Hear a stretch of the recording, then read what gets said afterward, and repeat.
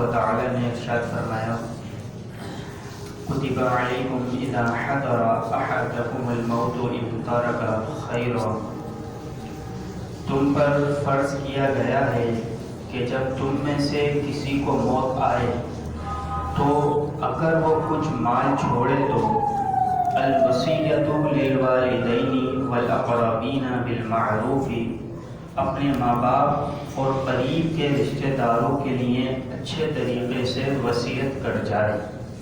حقا علی المتقین، یہ پرہیزگاروں پر واجب ہے۔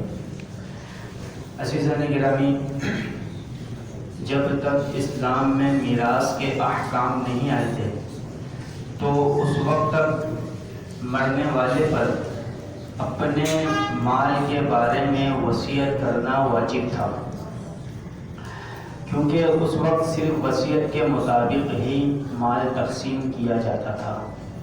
جب میراث کے احکام آ گئے تو یہ حکم منسوخ ہو گیا، لیکن یہ حکم منسوخ تو ہے، لیکن دیگر رشتہ داروں کے لیے، دیگر محکموں کے لیے اور بعض صورتوں میں وصیت کرنا جائز اور بعض صورتوں میں وصیت کرنا ممنوع ہوتا ہے، یعنی ناجائز اور حرام ہوتا ہے۔ اور باقی اس کے علاوہ رشتہ داروں ورثاء کے علاوہ یہ وصیت کی 6 اقسام ہوتی ہیں۔ 6 اقسام۔ پہلی قسم یہ ہوتی ہے واجب، وصیت کرنا واجب ہوتا ہے۔ مثال کے طور پہ اللہ تبارک و تعالیٰ کے اور مخلوق کا اگر اس کے اوپر قرض باقی ہے تو اب اس کے اوپر مرنے سے پہلے وصیت کرنا واجب ہے۔ نمازیں کچھ رہ گئی ہیں، روزے پورے نہیں ہیں، حج فرض تھا لیکن کیا نہیں، تو اب اس کے اوپر وصیت کرنا واجب ہے کہ یہ وصیت کر کے مرے کہ میرے بدلے میرے مال میں سے حج کروا دینا، روزے کا فدیہ ادا کر دینا۔ اور اسی طریقے سے مخلوق کا حق، مخلوق کا قرض، کسی کا مال دبایا ہوا تھا، کسی سے قرضہ لیا ہوا تھا، تو اب وصیت کرنا اس کے اوپر واجب ہے کہ میرے مال میں سے وہ فلاں کو اتنا اتنا دے دینا۔ ایک قسم تو یہ ہے۔ اور دوسرا وصیت کرنا ہوتا ہے مستحب۔ مستحب یعنی مرنے سے پہلے کسی مدرسے کو یا کسی آدمی کو یہ کہہ دینا کہ میرے مال میں سے فلاں شخص کو اتنا مال دے دینا، یا فلاں مدرسے میں یا مسجد میں اتنا مال دے دینا، تو یہ وصیت کرنا جائز ہوتا ہے۔ اور تیسری قسم ہے مباح، نہ ثواب نہ گناہ۔ جیسے مثال کے طور پہ اپنے کسی امیر رشتہ داروں کے لیے وصیت کر دینا، پہلے ہی امیر ہے وہ، فائدہ تو کچھ نہیں ہے اسے دینے کا، لیکن اسے یہ معلوم ہے کہ میں نے امیر کے لیے وصیت کا جو کہا ہے اور وہ شخص، وہ امیر شخص اس کو گناہ کے کاموں میں استعمال نہیں کرے گا، تو یہ وصیت کرنا مباح ہوتا ہے، نہ ثواب ہے نہ گناہ ہے۔ اب یہاں پہ یہ یاد رکھیں، واجب، مستحب اور مباح، یہ وصیتیں پوری کرنی ہوں گی، یہ وصیتیں پوری کرنی ہوں گی، یاد رکھیں، واجب، مستحب اور مباح۔ اور چوتھی قسم ہے مکروہ تنزیہی۔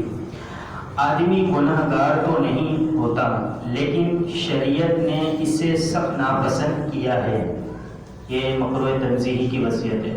یعنی مثال کے طور پہ جو وصیت کرنے والا ہے وہ گناہ گار نہیں ہوگا، لیکن ایسی وصیت کو شریعت نے ناپسند کیا ہے۔ مثال کے طور پہ فساق اور فجار، یعنی بہت زیادہ گناہ گار کے لیے وصیت کر دینا کہ اس کو اتنا مال دے دینا، یا کسی اجنبی ہی کو، رشتہ دار تو نہیں ہے لیکن دوسرے دوست احباب میں سے کسی کے لیے وصیت کر دینا، لیکن یہ معلوم ہے کہ یہ فاسق ہے، فاجر ہے، تو ان کو وصیت کرنے کی، وصیت کر دینا اسے لوگوں کو یہ مکروہ تنزیہی ہوتا ہے۔ لیکن یہ یاد رکھیں، فاسق اور فاجر گناہ گار تو ضرور ہے، لیکن وصیت کرنے والے کو یہ پتہ نہیں، یہ ضروری نہیں کہ فاسق اور فاجر وہ اس مال کو گناہوں کے کام میں ہی صرف کرے گا، خرچ کرے گا، یہ مکروہ تنزیہی ہوتا ہے۔ اور چوتھی قسم ہوتی ہے مکروہ تحریمی۔ ایسی وصیت کرنا حرام کے قریب قریب ہے، مثلا رشتہ داروں میں کوئی امیر ہو یا اجنبی ہو تو اس کے لیے وصیت کر دینا، فاسق ہے فاجر ہے اور اسے معلوم بھی ہے کہ یہ والا مال جو ہے وہ گناہ کے کاموں میں خرچ کرے گا، مثال کے طور پہ فلمی ادارے میں وہ خرچ کرے گا، ایسا شخص ہے کہ وہ اس کو ہم نے وصیت کر دی اور وہ والے اس مال کو فلمی ادارے میں خرچ کرے گا، ایسی وصیت کرنا ایسے شخص کے لیے مکروہ تحریمی ہوتا ہے، حرام کے قریب قریب۔ اور چھٹی قسم ہے حرام، یعنی خاص گناہ کے لیے خدا نہ خواستہ وصیت کر جائے، مثال کے طور پہ اس نے یہ وصیت کری کہ میرے مال سے شراب خریدنا اور لوگوں میں تقسیم کر دینا، میرے دوست یاروں کو دے دینا، اس طرح کا وغیرہ وغیرہ، تو یہ وصیت کرنا حرام ہوتا ہے۔ تو یاد رکھیں کہ مکروہ تنزیہی، مکروہ تحریمی اور حرام، ان تینوں وصیتوں کو ورثہ پورا نہیں کریں گے شرعی طور پہ۔ اگر کریں گے تو جو وصیت کر کے گیا ہے وہ بھی گناہ گار ہوگا، اور جو کرنے والے ہیں وہ بھی گناہ گار ہوں گے۔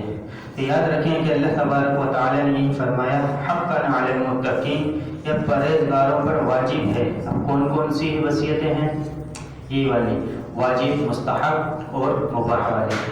آگے یہ بھی یاد رکھیں کہ میت کے مال سے سب سے پہلے 3 حصے کیے جاتے ہیں۔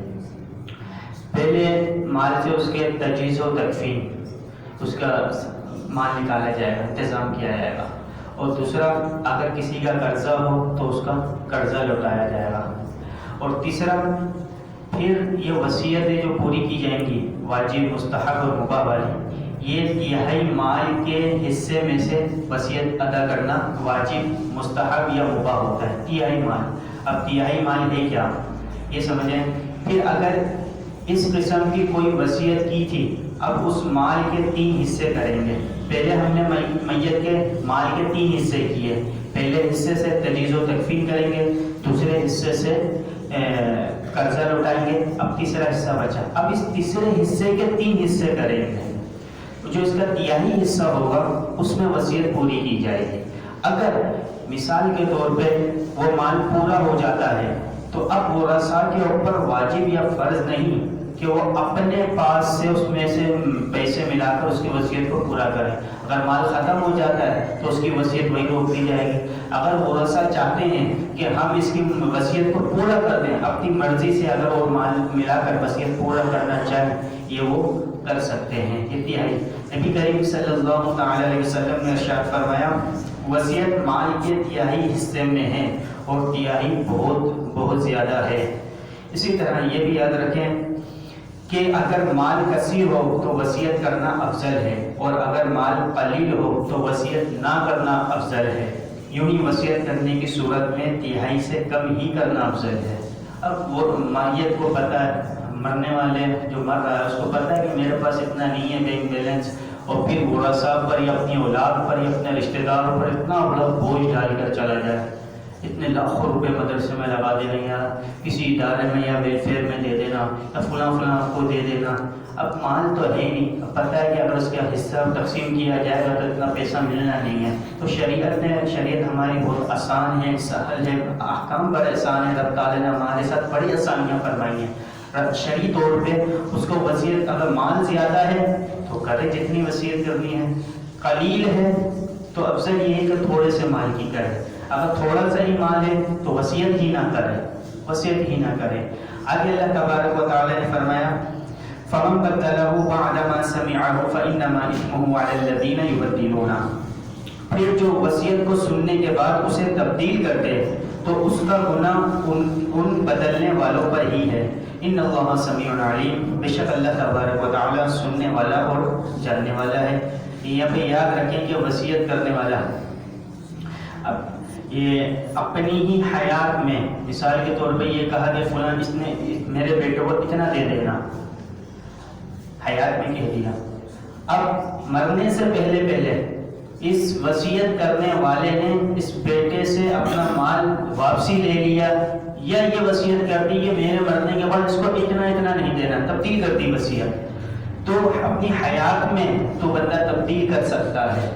اب مرنے کے بعد اب ورثاء کو یہ حق نہیں ہے اب ورثہ کو یہ حق نہیں ہے کہ اس کی وصیت میں کوئی تبدیلی کی جائے یا کاغذات میں. آپ نے دیکھا ہوگا اتنے لوگ ہیر پھیر کر دیتے ہیں کاغذات میں، بھائی مرنے والے کے نام پہ یہ نہیں تھا، مرنے والے کے نام پہ یہ تھا، اس طرح کے معاملات کرتے رہتے ہیں. لیکن یہ اللہ تبارک و تعالی نے فرمایا ہے گناہ ہے گناہ.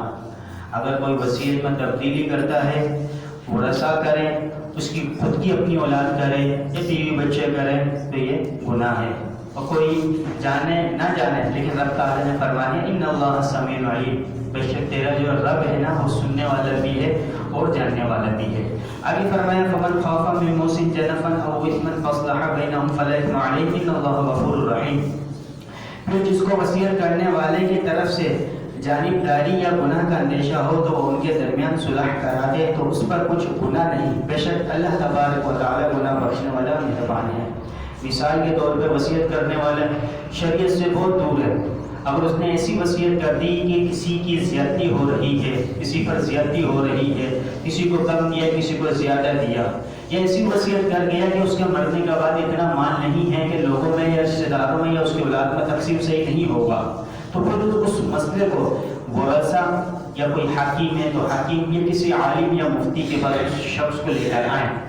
اگر وہ صلح کرا دے وصیت کرنے والے کے درمیان ورثہ کے درمیان کہ بھائی اگر آپ اس طرح کی وصیت کر رہے ہیں شریعت کے خلاف ہے، اور دوسرا یہ کہ اس میں اس کو زیادہ مل رہا ہے اس کو کم مل رہا ہے، بیٹی کا حق مارا جا رہا ہے بیٹے کو پورا پورا مل رہا ہے، یہ آپ کا درست نہیں ہے وصیت کرنا، تو اللہ تبارک و تعالی نے فرمایا او اثما فلا اثم علیہ، تو اس میں صلح کرانے میں کوئی تم پر گناہ نہیں ہے، بے شک اللہ تبارک و تعالی گناہ بخشنے والا اور رحم فرمانے والا ہے. آگے